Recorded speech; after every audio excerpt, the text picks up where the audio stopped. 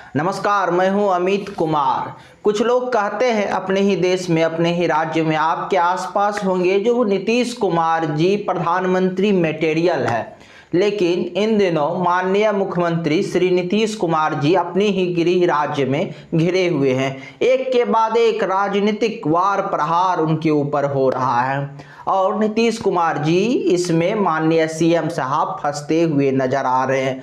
कोई उनके इफ्तियार पार्टी पे प्रश्न उठा रहा है, कोई कह रहा है कि रामनवमी में जो दंगा हुआ, जो रामनवमी के शोभा यात्रा के दौरान बिहार के नालंदा और सासाराम में हिंसा हुआ, इस पे नीतीश कुमार जी सख्त कदम नहीं उठा रहे हैं। कोई कह रहा है कि बिहार में अब नीतीश कुमार जी को योगी आदित्यनाथ यानी उत्तर प्रदेश के मुख्यमंत्री का अनुसरण करना चाहिए और बिहार में योगी मॉडल लागू करना चाहिए।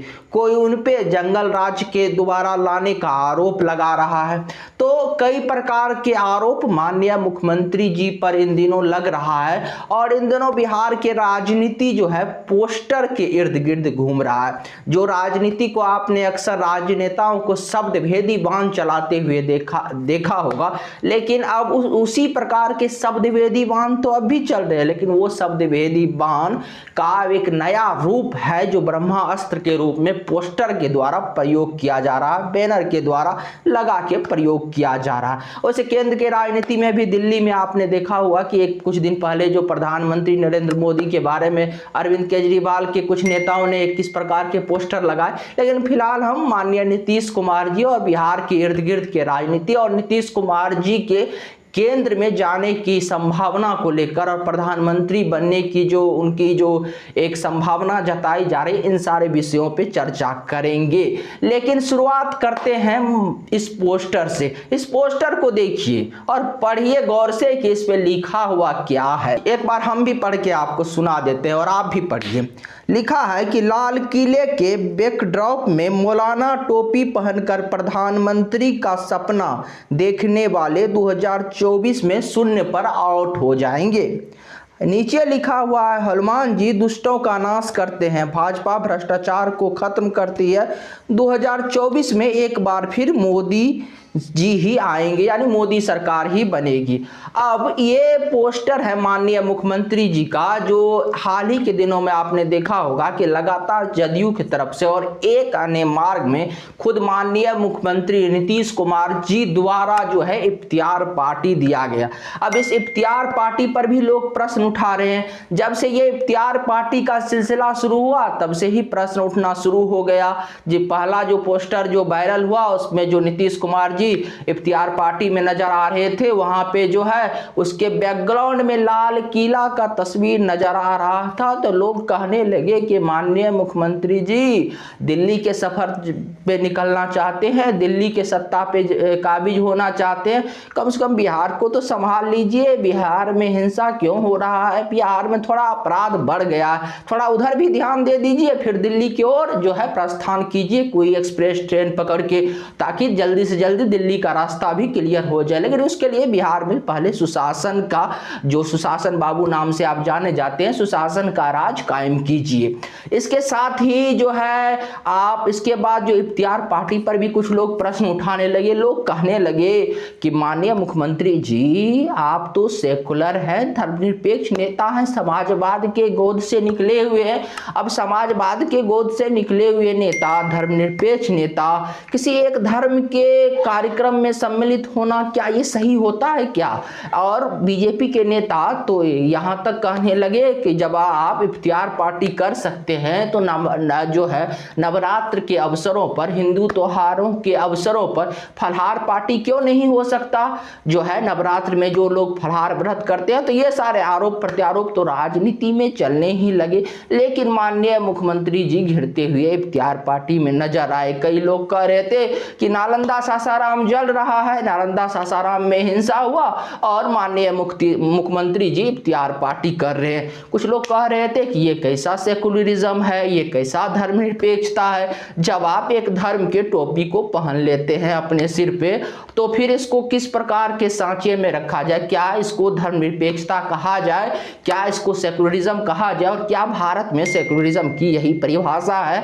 और अगर यही परिभाषा है तो कुछ दिन पहले ही उत्तर प्रदेश के मुख्यमंत्री मुख्यमंत्री योगी आदित्यनाथ ने जो दुर्गा सप्तशती पाठ और रामचरितमानस का पाठ कराने के लिए नवरात्र, जो चैती नवरात्र के शुभ अवसर पर जो प्रत्येक जिला को 1-1 लाख रुपया दिया था, तो उसका तो खूब आलोचना हो रहा था कि एक सेकुलर सरकार, एक धर्मनिरपेक्ष देश में ये नहीं होना चाहिए। तो फिर ये कैसा धर्मनिरपेक्षता है कि जो है समय समय पर लोग टोपी पहन लेते हैं। इसके लिए भी माननीय मुख्यमंत्री जी का काफी खींचातान हुआ और काफी उनका आलोचना हुआ, लेकिन माननीय नीतीश कुमार जी इन आलोचनाओं पे ध्यान नहीं देते हैं। लेकिन अब सबसे बड़ा प्रश्न उठने क्या लगा है कि बिहार में जो है योगी राज की स्थापना की जाए। जिस प्रकार से योगी मॉडल अपराध को समाप्त करने के लिए उत्तर प्रदेश में लाया गया, जिस प्रकार से उत्तर प्रदेश के मुख्यमंत्री श्रीमान योगी आदित्यनाथ जी ने काम किया, बिहार के मुख्यमंत्री नीतीश कुमार जी आप भी उसी प्रकार के काम कीजिए। तो फिर किस प्रकार के काम कीजिए?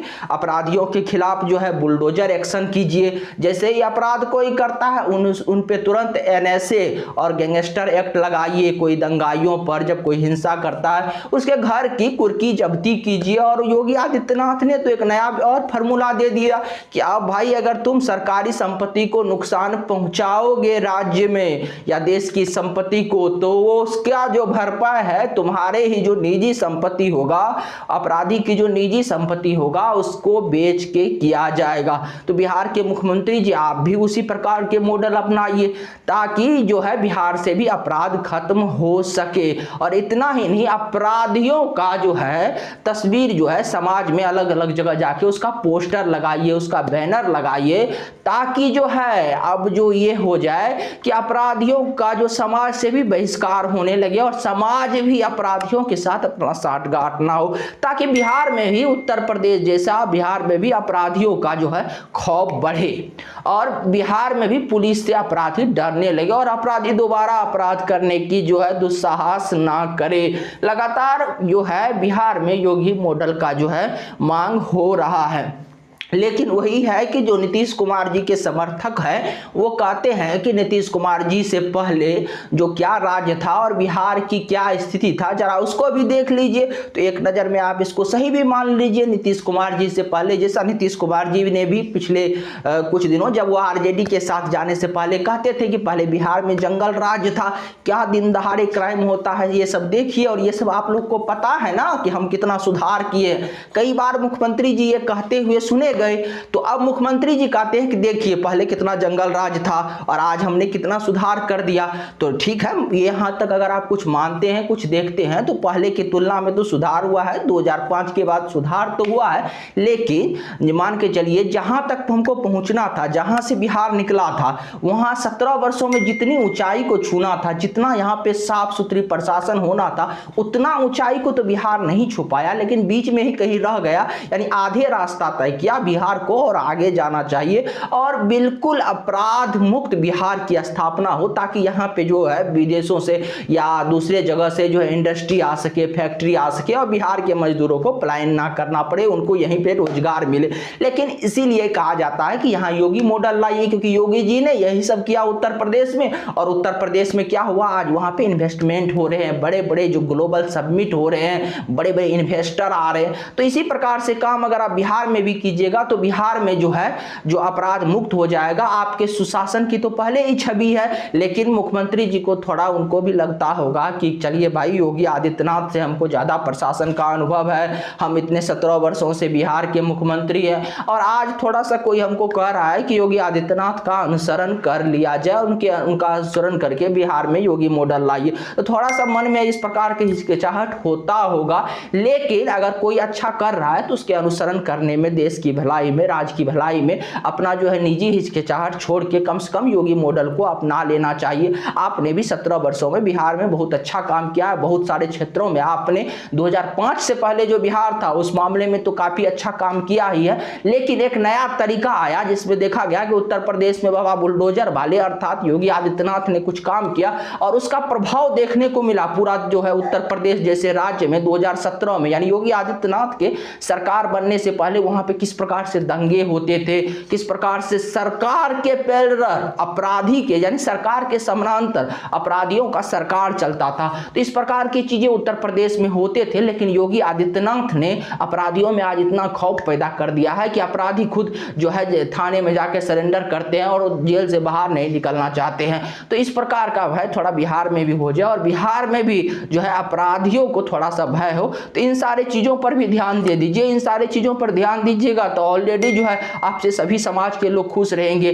देखिए ना उत्तर प्रदेश में क्या हुआ, उत्तर प्रदेश में लाउड स्पीकर हटवाया गया, मंदिरों पर से भी हटवाया गया, मस्जिदों पर से भी हटवाया गया, किसी का तुष्टीकरण नहीं, अर्थात केवल किसी धर्म के पार्टी में जाके किसी कहीं कभी जो है इफ्तियार पार्टी करके टोपी लगा के, कभी जो है नवरात्र में फलाहार करके, केवल इस प्रकार से राजनीति नहीं की जा सकती। एक दूसरे तरीके से भी राजनीति की जा सकती है, सबों के हित में, राष्ट्र हित में काम करके। और जो उत्तर प्रदेश के योगी आदित्यनाथ जी ने दिखाया तो उसका अनुसरण आज पूरे देश कर रहा है और खास करके भाजपा शासित राज्यों में कई राज्य उनका अनुसरण कर रहा है। इसलिए अब कुछ लोग मांग कर रहे हैं कि नीतीश कुमार जी भी यहाँ पे जो है बुलडोजर राज लाए, अर्थात बुलडोजर चलाए अपराधियों के खिलाफ और योगी जैसा एक्शन ले और योगी मॉडल लाए। अब देखने वाली बात होगा कि नीतीश कुमार जी कुछ करते हैं या नहीं करते हैं। अगर आपको हमारी जानकारी अच्छी लगी तो चैनल को सब्सक्राइब कीजिए, वीडियो को शेयर कीजिए। नमस्कार, धन्यवाद।